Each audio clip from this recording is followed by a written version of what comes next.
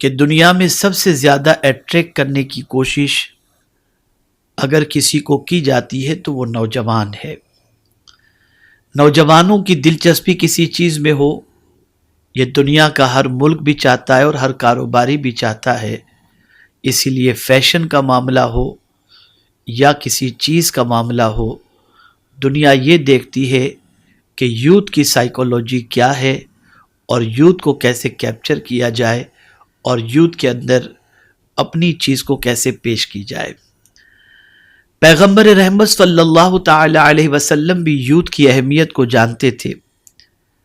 آقائے کریم صلی اللہ علیہ وسلم جانتے تھے کہ یوتھ قوم کے لیے، اسلام کے لیے کتنا بڑا سرمایہ ہے۔ پیغمبر رحمت صلی اللہ علیہ وسلم نے یوتھ کو جس طریقے سے سلیکٹ کیا اور یوتھ کے پیچھے پیغمبر رحمت صلی اللہ علیہ وسلم نے جتنی محنت فرمائی اور یوتھ کو آقائے کریم صلی اللہ علیہ وسلم نے جو رسپانسبلٹیز عطا فرمائی، اس سے محسوس ہوتا ہے کہ دنیا آج نوجوانوں کی اہمیت کو سمجھتی ہے، لیکن آقائے کریم صلی اللہ علیہ وسلم نے 1400 سال پہلے قوم کے نوجوانوں کی اہمیت کو دنیا کے سامنے اجاگر کیا۔ اگر ہم قرآن مقدس کا مطالعہ کریں تو قرآن مقدس میں درجنوں آیات یوتھ کے سلسلے میں ہمیں نظر آئیں گی اور یوتھ کے انقلابی کام کے سلسلے میں گواہی دیتی ہوئی دکھائی دیں گی۔ میں بڑے افسوس کے ساتھ یہ کہہ رہا ہوں، آج ہماری قوم اگر زبوں کی شکار ہے، ہماری قوم تباہی کی شکار ہے، ہماری قوم اگر بربادی کی شکار ہے، تو اگر کوئی یہ کہتا ہو کہ اس کی وجہ یہ ہے کہ غربت اور جہالت، تو میں کہتا ہوں کسی حد تک یہ بات بھی صحیح ہے، لیکن سب سے بڑی اور صحیح بات یہ ہے کہ ہماری قوم کے میکزیمم نوجوان آؤٹ آف ٹریک ہیں۔ ایجوکیشن کے سلسلے میں ہماری قوم کا نوجوان افلاس کا شکار ہے، کیریکٹر کے سلسلے میں ہماری قوم کا نوجوان آوارگی کا شکار ہے، غلط عادتوں کے حوالے سے دیکھیں تو ہماری قوم کے نوجوان اس کے شکار نظر آئیں گے۔ رات 2 بجے تک گپ شپ کرنے والا ہماری قوم کا ہی نوجوان نظر آئے گا، اور ایزی منی کے لیے غلط طریقے کے استعمال کے اندر بھی ہماری قوم کے بے شمار نوجوان نظر آئیں گے۔ اس کا مطلب یہ نہیں ہے کہ قوم کے سارے نوجوان بگڑے ہوئے ہیں، نہیں، قوم کے بے شمار نوجوان ایسے ہیں جن کی جوانی بے داغ بھی ہے اور جن کی جوانی کی قسم بھی کھائی جا سکتی ہے، اور جن کی پاکیزہ جوانی کی بنیاد پر آج بھی امیدیں وابستہ ہیں کہ اللہ تعالیٰ اس قوم کو کھویا ہوا وقار اور کھوئی ہوئی عزت عطا فرمائے گا۔ میرے پیارے آقا صلی اللہ علیہ وسلم کے پیارے دیوانوں، نوجوانوں کو کرنا کیا ہے، ان کی مسٹیک کیا ہوئی، ان کی غلطیاں کیا ہوئیں اور کہاں سے ہمارا نوجوان بگڑا، تھوڑا سا اس کا جائزہ لینا بھی ضروری ہے، اور اس کے کریکشن کے لیے ہمیں کسی فارمولے کو اپنانا بھی ضروری ہے۔ سب سے پہلے یہ بات ذہن کے اندر رکھیں کہ ایک بچہ بگڑتا کیسے ہے، ایک نوجوان بگڑتا کیسے ہے۔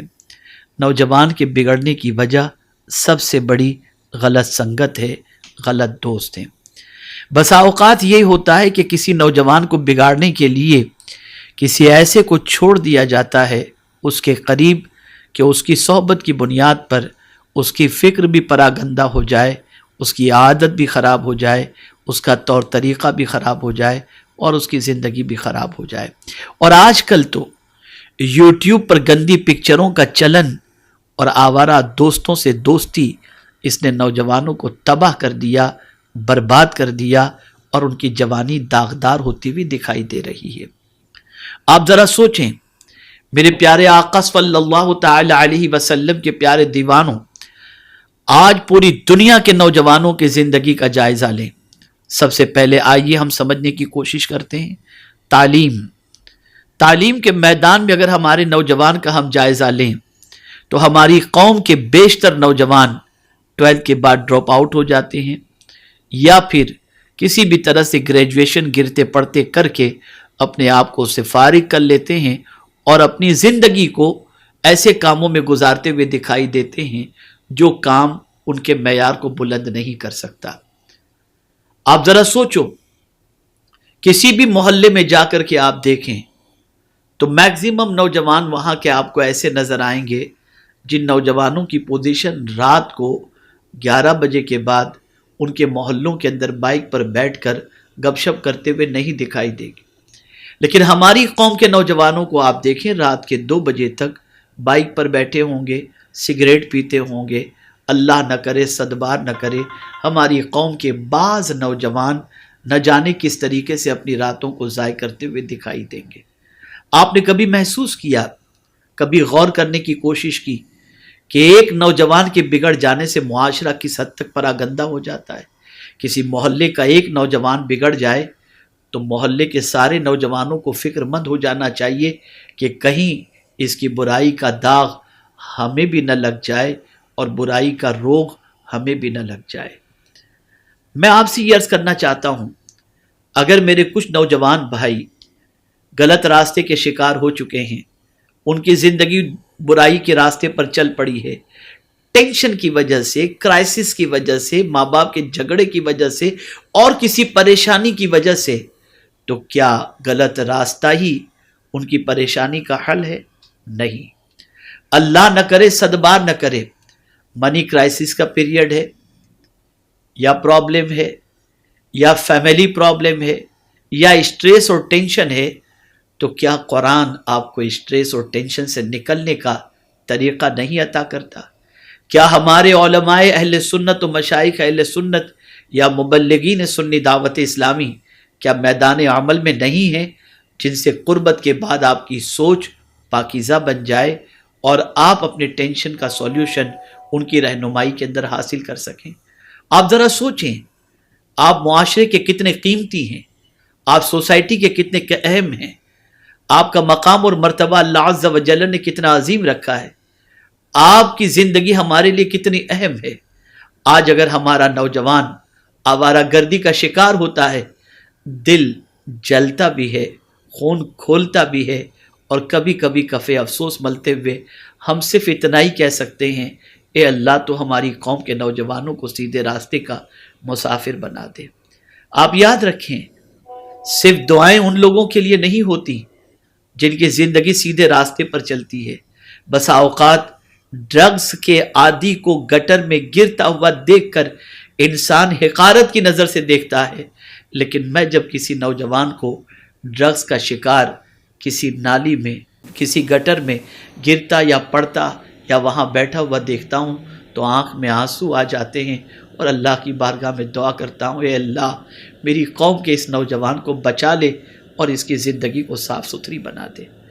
اگر کسی قوم کا نوجوان شراب کا شکار ہو جائے، اگر کسی قوم کا نوجوان ڈرگز کا شکار ہو جائے، اگر کسی قوم کا نوجوان عیاشی کا عادی بن جائے، اگر کسی قوم کا نوجوان چوری کا عادی بن جائے، اگر کسی قوم کا نوجوان ڈاکہ زنی کا عادی بن جائے، اگر کسی قوم کا نوجوان چیٹر ہو جائے، اگر کسی قوم کا نوجوان بے راہ روی کا شکار ہو جائے، تو یاد رکھیں وہ قوم کبھی ابھر نہیں سکتی، اس قوم کا ستارہ کبھی عروج کی شاہراہ کا مسافر نہیں بن سکتا. آج ہم جائزہ لیں. میں اپنے نوجوان بھائیوں سے عرض کروں گا، بسا اوقات ہمارے کچھ نوجوان یہ تصور کرتے ہیں ہماری لائف ہم جس طرح چاہیں انجوائے کریں.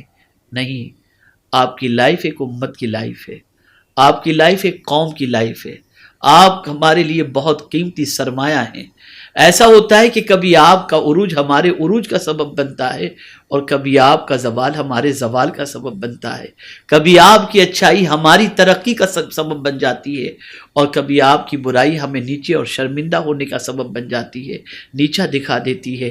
اے میری قوم کے نوجوانوں، تم ہمارے لیے بہت قیمتی ہو، بہت عظیم سرمایہ ہو، بہت عظیم دولت ہو. میں اپنی قوم کے نوجوانوں کو ضائع ہوتا نہیں دیکھ سکتا. میں چاہتا ہوں کہ ہماری قوم کے نوجوان اصلاح کی طرف آئیں، اپنی زندگی کو بنانے کی طرف آئیں، اپنی زندگی کو کامیاب کرنے کی طرف آئیں، اپنی زندگی کو سنوارنے کی طرف آئیں، اپنے آپ کو بہترین مسلمان پروف کرنے کی کوشش کریں. تو میرے پیارے آقا صلی اللہ علیہ وسلم کے پیارے دیوانوں، میری قوم کے نوجوانوں، سب سے پہلا کام آپ کو جو کرنا ہے وہ یہ ہے کہ آج تک اللہ نہ کرے، صد بار نہ کرے، اگر آپ کی زندگی بے راہ روی میں گزر رہی ہو یا غلط کاموں میں گزر رہی ہو تو آپ سب سے پہلے ان غلط کاموں سے توبہ کیجئے. یو ہیو ول پاور، آپ کے پاس قوت ہے، ول پاور ہے.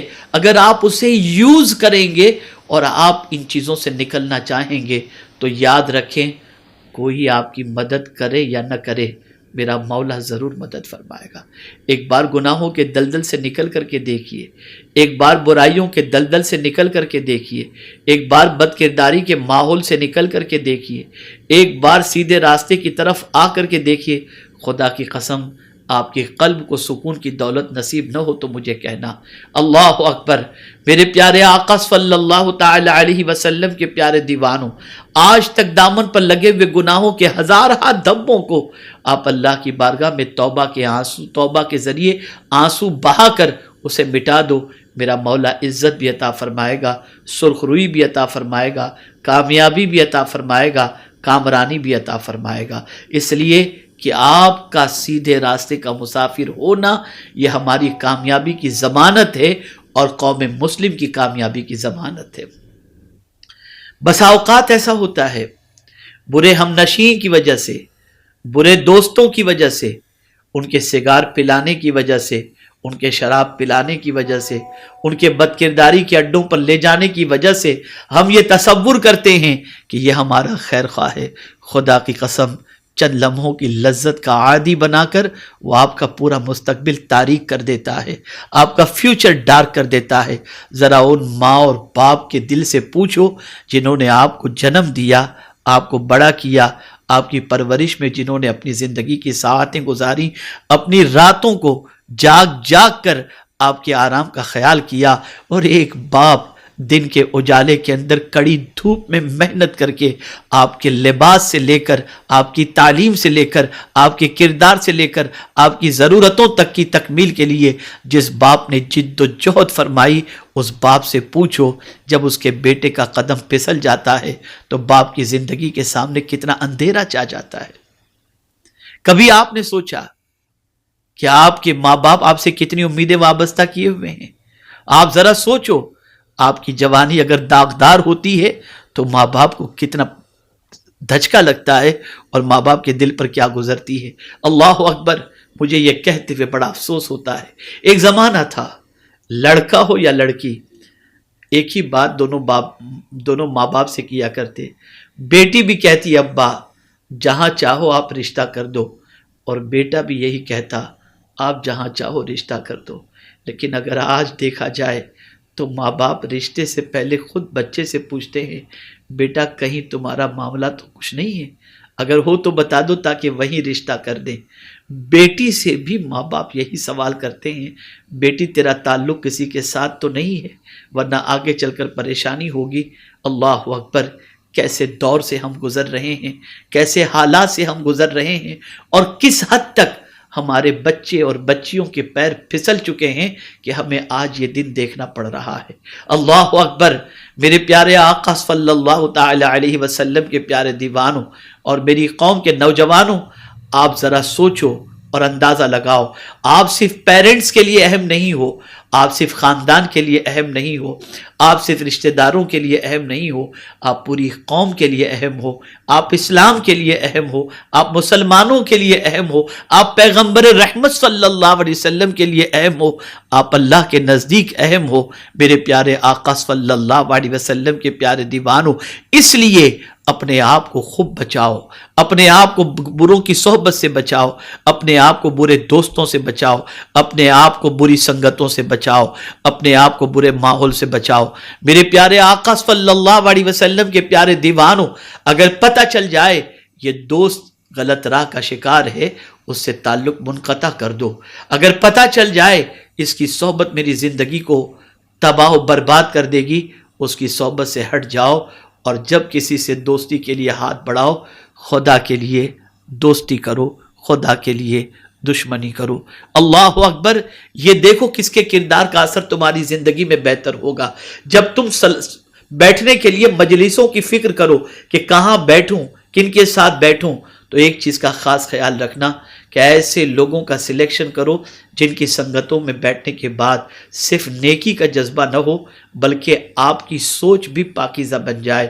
یاد رکھیں میرے پیارے آقا صلی اللہ علیہ وسلم کے پیارے دیوانوں، جہاں سے ہماری سوچ پاکیزہ بنتی ہو وہیں ہمیں بیٹھنا بھی چاہیے، وہیں ہمیں رہنا بھی چاہیے۔ بلکہ اگر میں 2 قدم آگے بڑھ کر کے عرض کروں تو غلط نہ ہوگا، جن کتابوں سے سوچ پاکیزہ بنتی ہو، جن چیزوں کو دیکھنے کے بعد سوچ پاکیزہ بنتی ہو، جن لوگوں کو سننے کے بعد سوچ پاکیزہ بنتی ہو، جن کی نشستوں میں بیٹھنے کے بعد سوچ پاکیزہ بنتی ہو، ایسوں کی سنگت میں بیٹھو، ایسی کتابیں پڑھو، ایسی چیزیں دیکھو جس سے آپ کی سوچ گندی نہ ہو بلکہ آپ کی سوچ پاکیزہ بن جائے۔ میرے پیارے آقا صلی اللہ تعالی علیہ وسلم کے پیارے دیوانوں، ایسے نوجوانوں کی زندگی پڑھو جن کی زندگیاں بے داغ گزری، جنہوں نے اسٹرگل کیا، جنہوں نے غربت کی چکی میں پیسے جانے کے باوجود علم کے سلسلے میں اتنی محنت کی کہ کردار پر دھبا بھی نہ لگے، اور علم کو حاصل کر کے اس مقام تک پہنچ گئے جس مقام پر پہنچنے کے بعد غربت کا داغ تو مٹ گیا، لیکن طاقتور انسان بن جانے کی وجہ سے اللہ تعالیٰ نے انہیں وہ مقام عطا فرمایا کہ ایک کی بلندی کی وجہ سے ماں باپ کا سر اونچا ہوا، خاندان کا سر اونچا ہوا، اور غربت کی وجہ سے جس کی قدر نہ تھی، علم کی وجہ سے ساری کائنات اس کی قدر اور اس کو جو ہے سر پر بٹھانے کے لیے تیار ہو گئی۔ آپ یاد رکھیں، میری قوم کے نوجوانوں، یاد رکھو، بہت قیمتی آپ سرمایہ ہو، بہت عظیم سرمایہ ہو، آپ ہمارے لیے بہت اہم ہو۔ آپ کا غلط راہ پر چلنا یہ ہمارے لیے شرمندگی کا بھی سبب ہے اور ہمارے لیے تکلیف دہ بھی ہے۔ ہم اپنی قوم کے نوجوانوں کو ضائع ہونے دینا نہیں چاہتے، بلکہ کسی بھی قوم کے نوجوان کو ضائع ہونے دینا نہیں چاہتے۔ ہر قوم کا نوجوان سیدھے راستے کا مسافر ہونا چاہیے، پرٹیکولر ہماری قوم کے نوجوانوں کو خاص طور پر سیدھے راستے کا مسافر ہونا چاہیے۔ اس لیے ایسی صحبت کو، ایسی سنگت کو اوائڈ کرو جہاں پر بیٹھنے کے بعد فکر گندی ہو جاتی ہو، جہاں پر بیٹھنے کے بعد عادات خراب ہو جاتی ہوں، ایسے لوگوں کی صحبت سے بچیے۔ آئیے میں آپ کو رسول گرامی وقار صلی اللہ تعالی علیہ وسلم کی حیات طیبہ کے اعتبار سے بتاؤں۔ میرے آقا صلی اللہ علیہ وسلم کی زندگی پاک کا جائزہ لیں۔ آقا تو آئیڈیل ہے نا، رسول اعظم صلی اللہ علیہ وسلم کو رب قدیر جل جلالہ نے آئیڈیل بنانے کا حکم دیا۔ آپ ذرا دیکھیں آپ کن نوجوانوں کی زندگی پڑھتے ہو، ہیرو کی نوجوانوں کی زندگی، گیمبلر کی زندگی، ڈرگی کی زندگی، ان کی زندگی پڑھتے ہو۔ آپ پڑھو ان کی زندگی کو، آقا کریم صلی اللہ علیہ وسلم کی زندگی کو پڑھو، ان کی نوجوانی کو پڑھو، ان کی جوانی کی زندگی کا جائزہ لو، مطالعہ کرو۔ امام حسین کی جوانی کی زندگی کا مطالعہ کرو، غوث پاک کی زندگی کی جوانی کا مطالعہ کرو، غریب نواز کی زندگی کا مطالعہ کرو، اللہ اکبر، مخدوم سمنا کی زندگی کا مطالعہ کرو، امام عشق و محبت کی جوانی کی زندگی کا مطالعہ کرو۔ جب ان کی جوانی تم پڑھو گے تو تمہیں محسوس ہوگا کہ ان کی جوانی میں سکون ہے یا ان ناچ گانے والوں کی جوانی کے اندر سکون ہے۔ یاد رکھیں میرے پیارے آقا صلی اللہ علیہ وسلم کے پیارے دیوانوں، جب رسول گرامی وقار صلی اللہ علیہ وسلم کی جوانی کا آپ مطالعہ کریں گے تو آپ کو پتہ چلے گا ایسا صادق الوعد الامین اور ایسا با اخلاق و با کردار اللہ عز و جل نے کسی کو پیدا نہیں کیا جیسا اس نے اپنے محبوب صلی اللہ علیہ وسلم کو پیدا کیا۔ آقا کریم صلی اللہ علیہ وسلم کے حوالے سے امام عشق و محبت کہتے ہیں تیرے تو وصف عیب تناہی سے ہے بری، حیران ہوں میرے شاہ میں کیا کیا کہوں تجھے۔ اللہ عز و جل نے میرے آقا صلی اللہ علیہ وسلم کو بے عیب بنایا۔ آپ کو معلوم ہے آقا کریم صلی اللہ علیہ وسلم کے جسم اقدس پر کبھی مکھی نہیں بیٹھتی تھی۔ اب اس کو میں تھوڑا سا سمجھانے کی کوشش کروں۔ جانتے ہیں آپ میرے پیارے آقا صلی اللہ تعالی علیہ وسلم کے پیارے دیوانوں، آپ گندگی کا ڈھیر کہیں اگر دیکھیں تو ان گندگی کے ڈھیر پر مکھیاں بیٹھتی ہیں، اور اگر ہم یہ کہیں تو غلط نہ ہوگا، گندی سوچ والے لوگ بھی گندگی کی جگہوں پر بیٹھتے ہیں، اور وہاں پر جاتے ہوئے نظر آتے ہیں. ایک مکھی کا گندی جگہ پر بیٹھنا اس بات کی غمازی کرتا ہے کہ مکھی کو گندگی پسند ہے. ایسے ہی اگر کسی نوجوان کی سوچ گندی بن جائے تو یہ سمجھ لینا چاہیے کہ یہ گندی جگہ پر بیٹھنے کا شوقین ہے. میرے پیارے آقا صلی اللہ تعالی علیہ وسلم کے پیارے دیوانوں، پیغمبر رحمت صلی اللہ تعالی علیہ وسلم نے اپنی جوانی کی حفاظت فرمائی. اسی لیے جب رسول گرامی وقار صلی اللہ علیہ وسلم نے دعوت توحید پیش فرمائی اور جب لوگوں نے دلیل پیش کی، دلیل طلب کی، تو آقا نے اپنے پورے وجود کو صلی اللہ علیہ وسلم بطور دلیل پیش فرمایا، جس میں جوانی بھی تھی. دنیا کی کوئی طاقت میرے آقا صلی اللہ علیہ وسلم کی جوانی پر انگلی نہیں رکھ سکتی.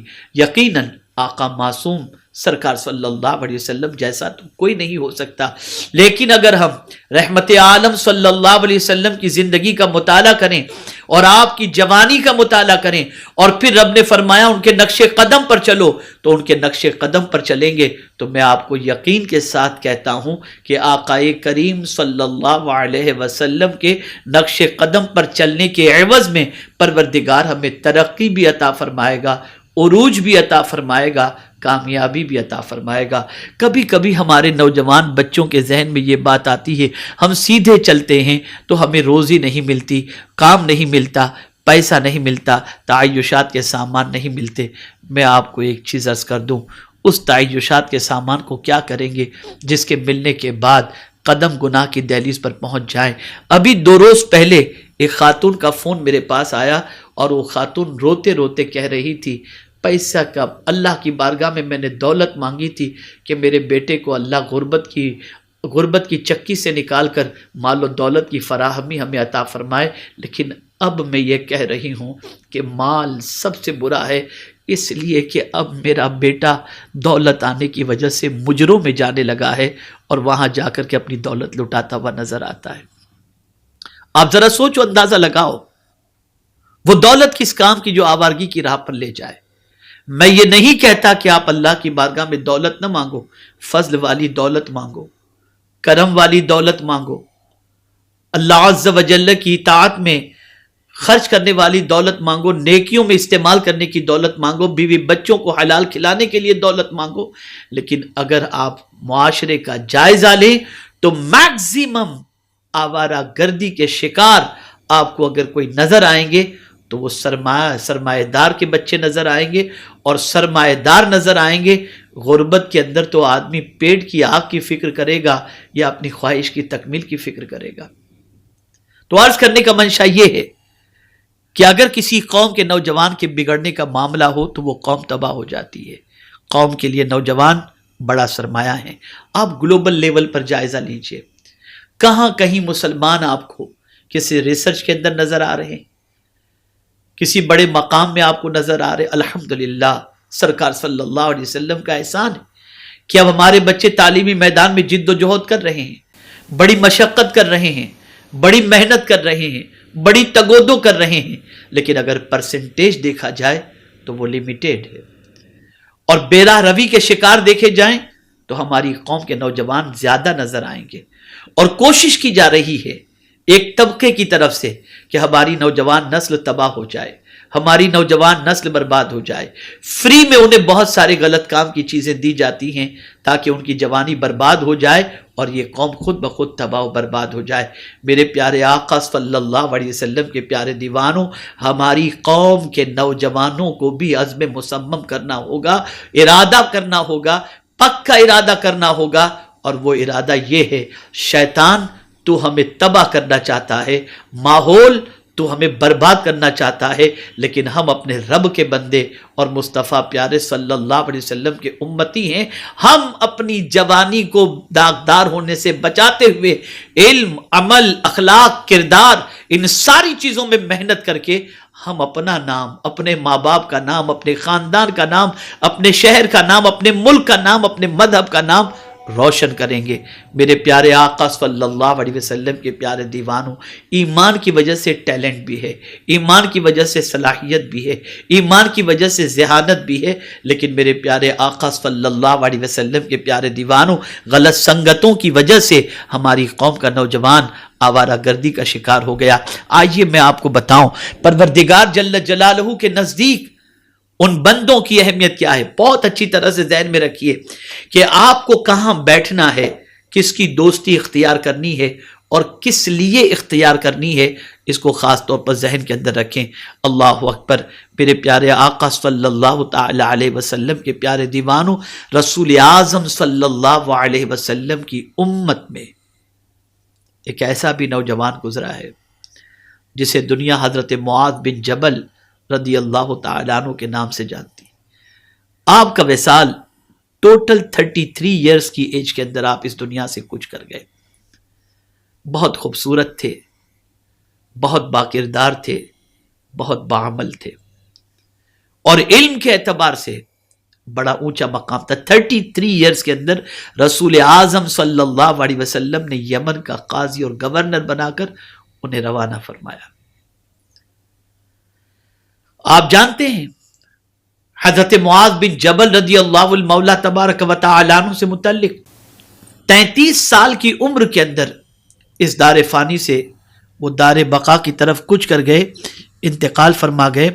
ان کے بارے میں سیدنا فاروق اعظم رضی اللہ تعالی عنہ کی سوچ کیا تھی، آپ ذرا سوچو۔ وہ فاروق اعظم رضی اللہ تعالی عنہ جن کے بارے میں پیغمبر رحمت صلی اللہ علیہ وسلم یہ فرماتے ہیں کہ آسمان کے تاروں کے برابر اگر کسی کی نیکی ہے تو وہ عمر فاروق ہے۔ جب سیدنا فاروق اعظم رضی اللہ تعالیٰ عنہ کے وصال کا وقت قریب ہوا، زخموں کی تاب نہ لا کر اس دار فانی سے دار بقا کی طرف کچھ کرنے کے قریب تھے، محسوس ہو رہا تھا کہ میں چند ساعتوں کا مہمان ہوں، تو آپ کے قریب جو لوگ موجود تھے انہوں نے عرض کیا، حضور کسی کو خلیفہ نامزد فرما دیں۔ اب جواب سنیے فاروق اعظم کا، ارشاد فرماتے ہیں اگر اس وقت معاذ بن جبل زندہ ہوتے تو میں انہی کو خلیفہ نامزد کرتا۔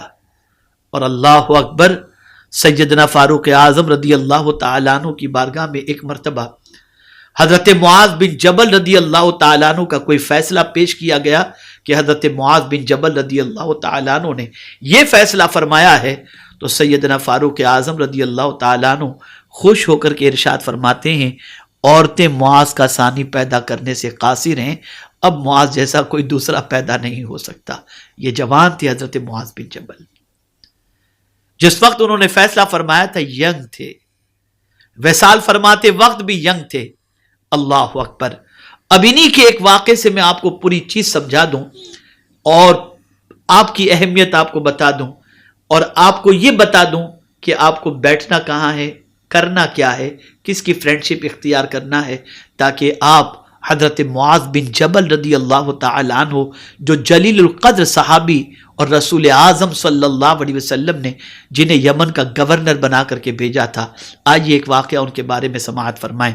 میرے پیارے آقا صلی اللہ تعالی علیہ وسلم کے پیارے دیوانوں، حضرت ابو ادریس خولانی رحمت اللہ تعالی علیہ بیان کرتے ہیں کہ میں دمشق کی جامع مسجد میں داخل ہوا، کیا دیکھتا ہوں ایک نوخیز نوجوان موجود ہے، ایک نوخیز جوان موجود ہے، اس کے دانت موتیوں کی طرح چمک رہے ہیں، لوگ اس کے ارد گرد حلقہ لگا کر کے بیٹھے ہوئے ہیں۔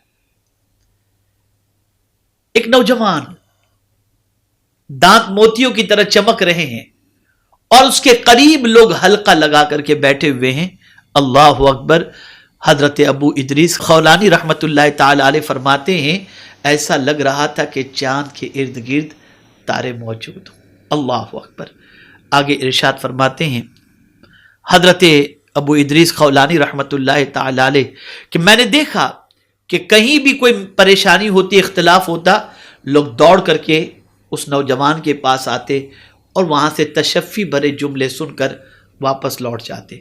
حضرت ابو ادریس خولانی رحمت اللہ تعالی علیہ فرماتے ہیں مجھے رشک آیا اس نوجوان پر کہ نوجوان اور اس طرح سے اس کا مقام کہ لوگ اس کی طرف کشاں کشاں آ رہے ہیں اور ہر مسئلے کا جواب اس کے پاس سے پا کر کے جا رہے ہیں، تو حضرت ابو ادریس خولانی رحمۃ اللہ تعالی علیہ فرماتے ہیں میرے دل میں اس کی محبت پیدا ہوئی. میں نے کسی سے پوچھا یہ نوجوان کون ہے؟ تو بتایا گیا یہ نوجوان رسول اعظم صلی اللہ علیہ وسلم کے صحابی حضرت معاذ بن جبل رضی اللہ تعالیٰ عنہ. تو حضرت ابو ادریس خولانی رحمۃ اللہ تعالیٰ علیہ فرماتے میرے دل میں تمنا پیدا ہوئی کہ میں ان سے اکیلے میں ملوں. تو میں نے وقت کا انتخاب کیا کہ فجر کی نماز میں جلدی سے مسجد پہنچ جاؤں، پھر جب وہ آئیں گے تو ان سے مل کر کے میں بات کروں گا. فرماتے کہ میں فجر کی نماز کے لیے مسجد پہنچا تو میں ان کو مجھ سے پہلے مسجد کے اندر پایا اور میں نے دیکھا کہ وہ اللہ کی بندگی میں مصروف ہیں. نماز سے فارغ ہوئے تو حضرت ابو ادریس خولانی رحمۃ اللہ تعالیٰ علیہ فرماتے میں ان کے سامنے کی طرف سے آیا اور آ کر کے میں نے سلام کیا. انہوں نے سلام کا جواب دیا. پھر حضرت ابو ادریس خولانی رحمۃ اللہ تعالیٰ علیہ نے حضرت معاذ بن جبل رضی اللہ تعالیٰ عنہ سے عرض کیا کہ اے معاذ بن جبل، مجھے آپ سے اللہ کے لیے محبت ہو گئی ہے. تو حضرت معاذ بن جبل رضی اللہ تعالیٰ عنہ نے ارشاد فرمایا کیا واقعتاً مجھ سے اللہ کے لیے تم محبت کرتے ہو؟ انہوں نے کہا ہاں. پھر دوبارہ انہوں نے کہا مجھے جو ہے آپ سے اللہ کے لیے محبت ہو گئی ہے. تو واپس انہوں نے جواب میں فرمایا کیا واقعی تمہیں مجھ سے اللہ کے لیے محبت ہے؟ انہوں نے کہا ہاں. پھر تیسری مرتبہ بھی یہی بات ہوئی اور تیسری مرتبہ بھی حضرت معاذ بن جبل رضی اللہ تعالیٰ عنہ سے حضرت ابو ادریس خولانی رحمۃ اللہ تعالیٰ علیہ نے فرمایا کہ ہاں مجھے اللہ کے لیے آپ سے محبت ہو گئی. اب اس کے جواب میں جو انہوں نے اللہ کا ارشاد پیش کیا، حضرت معاذ بن جبل رضی اللہ تعالی عنہ جلیل القدر صحابی ہیں، انہوں نے اللہ کا جو ارشاد پیش فرمایا اس ارشاد کو بغور آپ سنیں بھی اور دل و دماغ میں بٹھانے کی کوشش کریں. اللہ اکبر.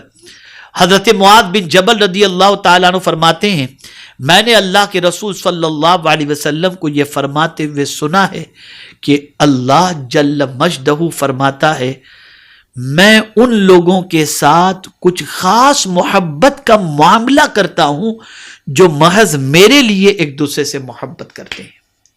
اللہ ان بندوں کے ساتھ خاص معاملہ فرماتا ہے جو بندے ایک دوسرے سے صرف اللہ کے لیے محبت کرتے ہیں، صرف اللہ کے لیے، کہ یہ نیک بندہ ہے میں اس سے اللہ کے لیے محبت کرتا ہوں، یہ نیک بندہ ہے میں اس کی صحبت میں بیٹھوں گا تو میں بھی نیک بن جاؤں گا، اللہ کے قریب ہونے کے لیے اس سے محبت کرتا ہے. صرف یہی مقصد اور غرض یہی ہے اللہ کے لیے محبت کرنا. تو آقا کریم صلی اللہ علیہ وسلم فرماتے رب فرماتا ہے جو میرے لیے ایک دوسرے سے محبت کرتے ہیں میں ان کے لیے خاص معاملہ فرماتا ہوں، خاص معاملہ. اور اسی کے ساتھ آقا کریم صلی اللہ علیہ وسلم نے رب کا ارشاد بیان فرمایا جو محض میرے لیے ایک دوسرے سے محبت کرتے ہیں میں ان کے ساتھ خاص معاملہ کرتا ہوں. اور پھر سرکار صلی اللہ علیہ وسلم نے رب کا ارشاد فرمایا صرف میرے واسطے ایک جگہ آ کر بیٹھتے ہیں ان کے ساتھ بھی میں خاص معاملہ کرتا ہوں. یعنی دو دوست ایک جگہ بیٹھے ہیں اور صرف اس لیے بیٹھے ہیں کہ اللہ کے لیے، کہ ان کی صحبت میں بیٹھوں گا تو میں اللہ سے قریب ہو جاؤں گا، گناہوں سے نفرت پیدا ہو جائے گی، اللہ کے قرب کی دولت نصیب ہو جائے گی، اللہ کے ذکر کی توفیق نصیب ہو جائے گی، اللہ کے ارشاد پر عمل کی توفیق نصیب ہو جائے گی. اس لیے اگر کوئی کسی کے قریب بیٹھتا ہے، کسی اللہ کے نیک بندے کے قریب بیٹھتا ہے اور اللہ کے لیے بیٹھتا ہے تو ان بیٹھنے والوں سے بھی اللہ خاص معاملہ فرماتا ہے. اسی کے ساتھ ساتھ پروردگار جل جلالہ نے ارشاد فرمایا اگر کوئی اللہ کے لیے ایک دوسرے سے ملاقات کرتا ہے تو ان کے ساتھ بھی میرا معاملہ خاص معاملہ فرماتا ہے.